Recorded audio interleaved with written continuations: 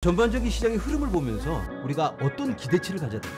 비트코인의 비중을 갖고 있다면 어느 정도 부분을 공격적으로 배분을 해서 어떤 선택을 하는 게 유리할까? 여러 가지 가능성을 타진해 보는 거죠. 적어도 이 블랙록의 타임라인을 우리가 생각하고 거기에 맞춰서 투자 설계를 하는 게 조금 더 현명하지 않을까?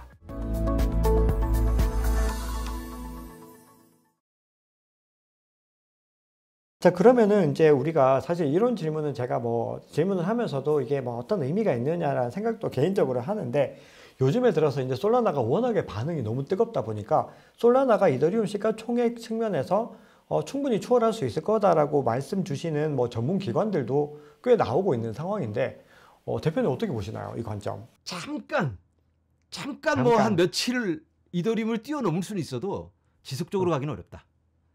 파이어 댄서가 검증돼서 나온 것도 아니고 테스트를 해본 것도 아니고, 그리고 기관들이 어마어마하게 갖고 있고 지금 기관들이 이 분위기를 끌고 가고 있는 거예요. 그리고 맞습니다. 락업 해제되면 보나마나 또 꺼질지 모르잖아요. 그래서 이더리움을 제끼기는 무리다. 하지만 지금부터 상승률을 보자면 아마 이더리움보다는 낫지 않을까라는 생각은 갖고 있습니다. 맞습니다. 아마도 락업 물량이 해제된다라고 하는 그 시점, 내년 3월, 5월까지 어떤 상승률 측면에서 봤을 땐 솔라나가 워낙에 핫한 데다가 지금 시가총액도 작다 보니까 더 뭔가 할 수 있는 여력들이 많이 있을 것 같은데, 자, 그럼 이런 질문이 또 갑자기 궁금한데, 이렇게 봤을 때 이제 우리가 장기 투자를 할 수 있는 종목 하면은 비트코인, 이더리움 꼽는데, 솔라나의 경우도 이 다음 대세장, 그 다음 대세장까지도 충분히 가지고 갈 만한 코인이라고 보시나요? 아니면은 좀 단기적인 이슈들이 더 크다고 보시나요? 충분히 미래를 밝혀줄 코인이라고는 보는데, 아까 말씀드린 그런 이유로 저도 빨리 수익 실현을 해야 되겠다는 생각이 듭니다. 그래서 물량을 좀 줄일 생각이에요. 완전히 다 파는 건 아니고 물량을 좀 줄여서 수익 실현을 하고, 그리고 아까 그런 락업 물량이 좀 빠져나가고, 그리고 조정이 와서 좀 가격이 꺼진다. 그러면 그때 다시 줘 담아야죠. 담을 기회는 또 오니까. 맞습니다. 이번 사이클 좀 지나고 나서 올 수도 있는 거고. 그래서 그렇게 생각합니다. 맞습니다. 그 좋은 기회들을 우리가 또 알고 있는 만큼 잘 활용해가지고 본인이 더 싼 가격에 더 많이 담을 수 있으면 무조건 좋은 거기 때문에 우리가 이걸 투자의 관점에서 많이 활용하기에 굉장히 좋은 정보를 주신 것 같습니다.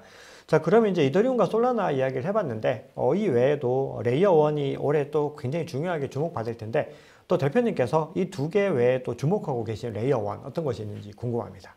레이어1이라면 일단 예전에도 제가 한번 나눈 것 같은데, 솔라나가 인기를 끌면 솔라나와 비슷한 모델을 갖고 있는, 우리도 병렬 처리로 빨리 처리한다, 이런 달콤한 약속을 해주는 그런 프로젝트가 좋을 것 같고, 그런 프로젝트는 세이라든지 수이, 앱토스 이런 친구들이잖아요.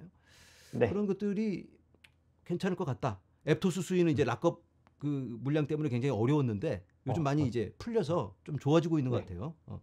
그런 것들이 있고, 그리고 아발란체도 굉장히 우리가 좀 주시를 해봐야 되지 않을까. 지금 현재 그 흐름, 자산의 토큰화에 최적화되어 있기 때문에 이번 상승장에 괜찮을 것 같다, 이런 생각을 해봅니다. 알겠습니다. 자, 또 우리 비트쇼와 쇼 얘기를 좀 해야 되는데, 어떤 우리 이번 대세 상승장에서 필요한 어떤 트렌드나 내러티브, 섹터 이런 것들도 좀 힌트를 주시나요? 그렇죠. 전반적인 시장의 흐름을 보면서 우리가 어떤 기대치를 가져야 될까? 비트코인의 비중을 갖고 있다면 어느 정도 부분을 공격적으로 우리가 배분을 해서 어떤 선택을 하는 게 유리할까?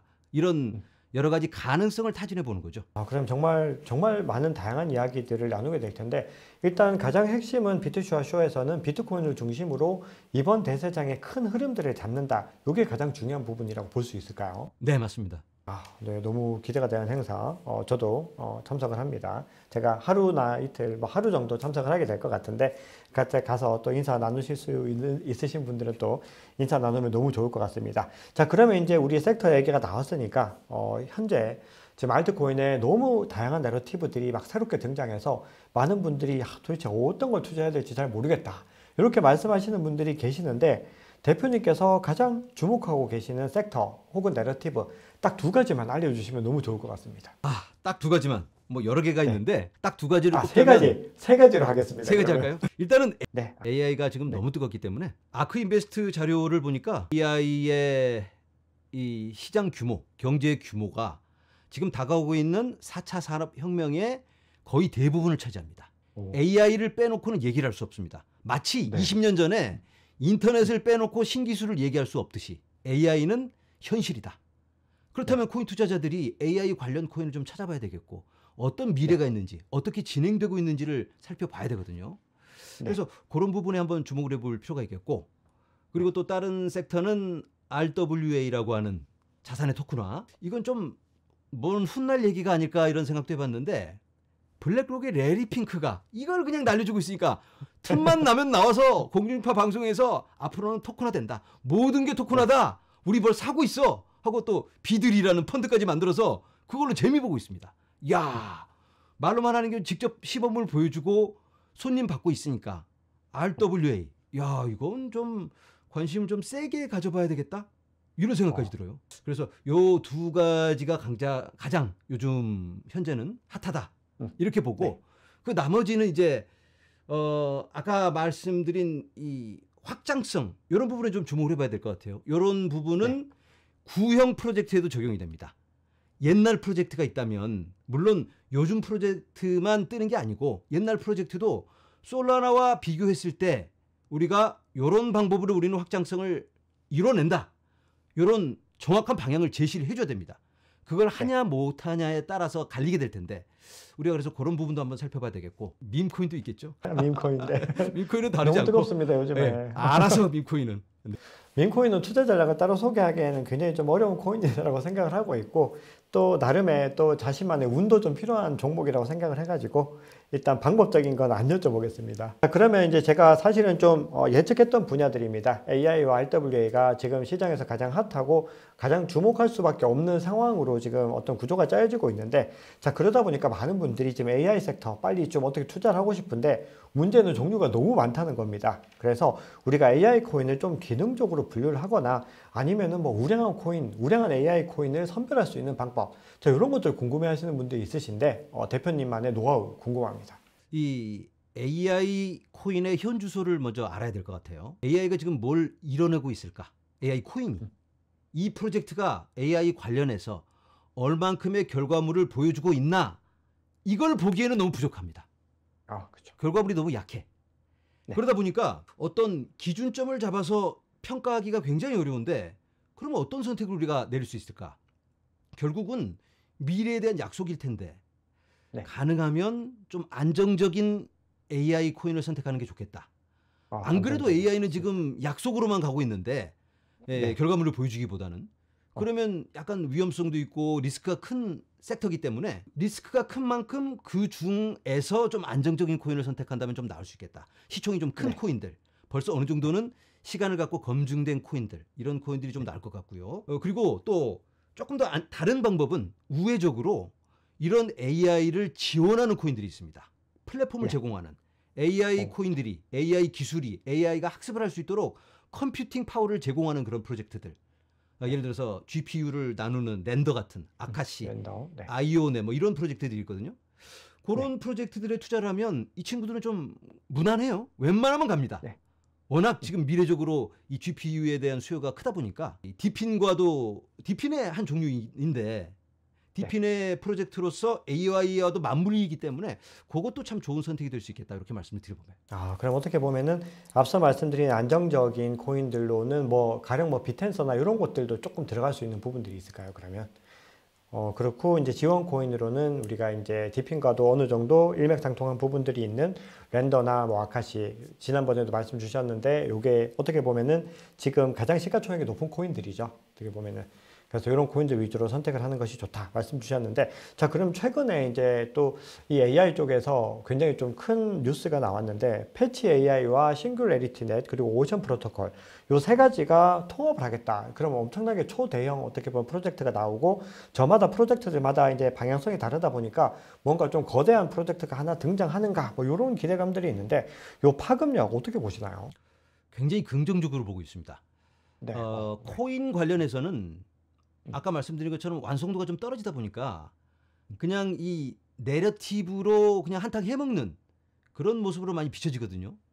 사실 뭐 들어가서 해봐도 뭐 좀 약해요. 자 그런데 지금 현재 이 대기업들이 만들어내고 있는 AI 마이크로소프트라든가 구글 이 친구들이 만들어내는 건 정말 깜짝 놀랄 정도로 어마어마하게 발전하고 있습니다.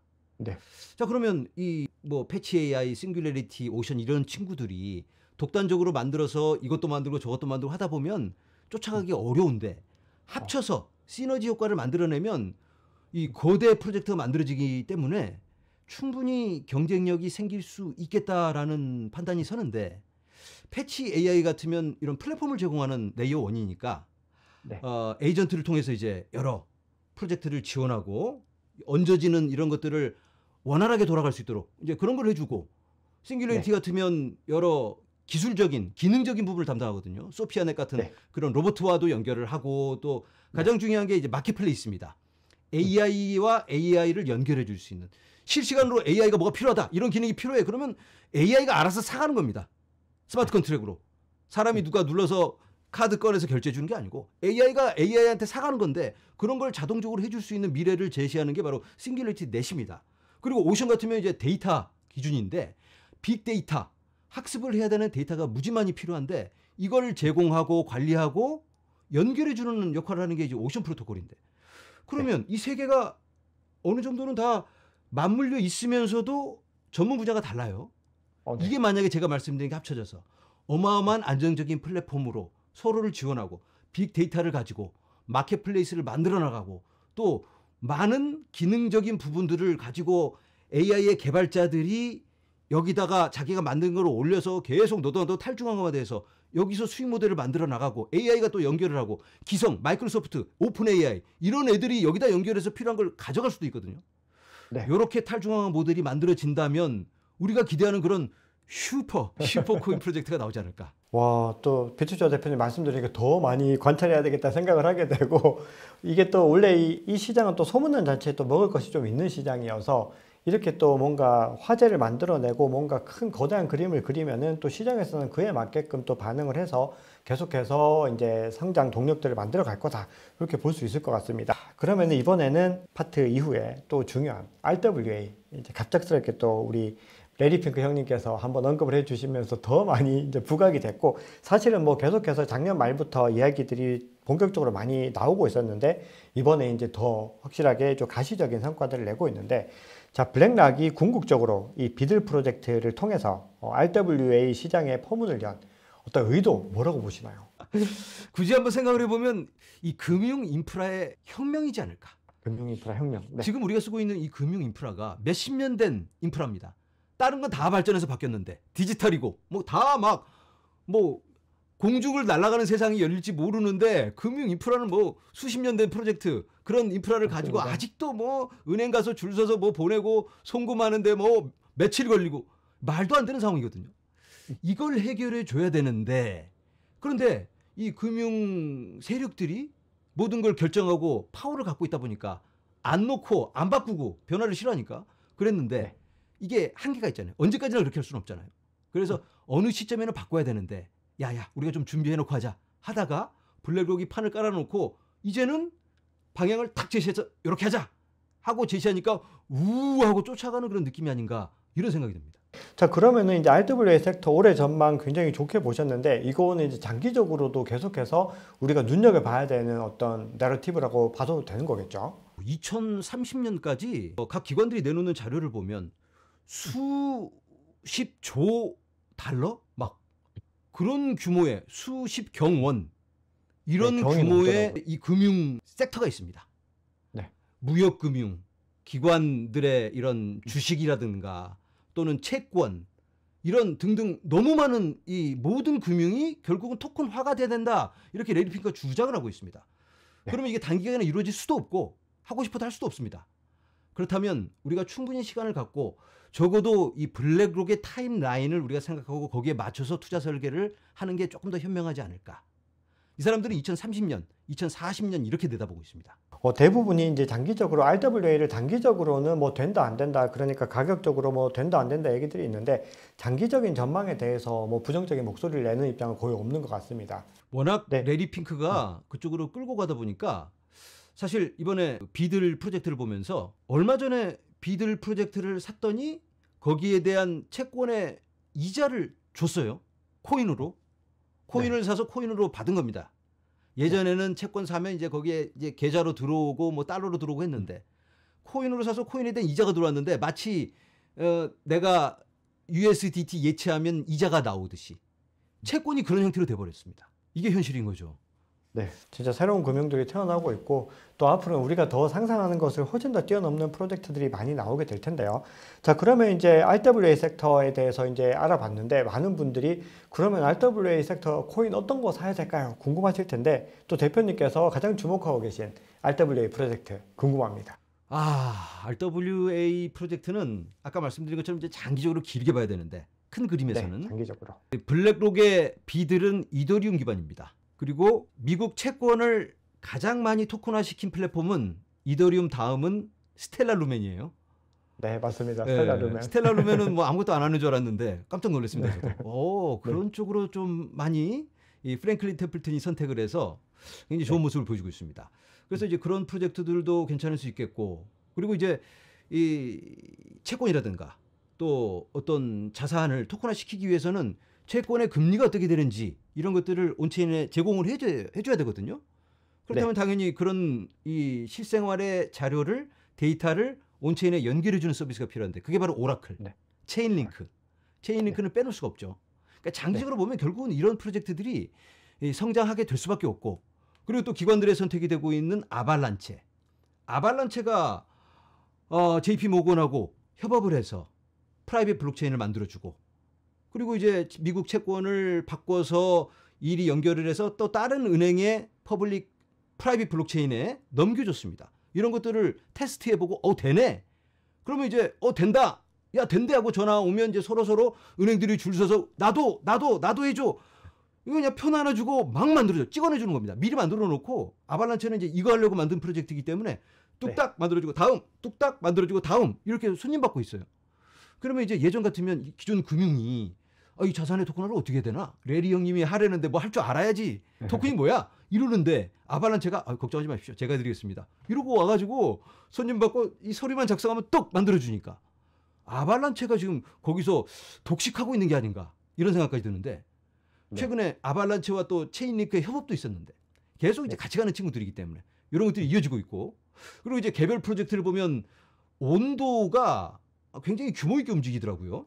블랙록에 자기네 또 자산을 블랙록에게 맡겨서 또 같이 뭔가 손잡고 가는 그런 모습도 보여주고, 그래서 온도가 괜찮을 것 같고, 센트리퓨지, 골드핀치 뭐 이런 프로젝트들이 있는데 이제 이런 프로젝트들은 근데 이제 규모가 작기 때문에 위험 요소도 있습니다.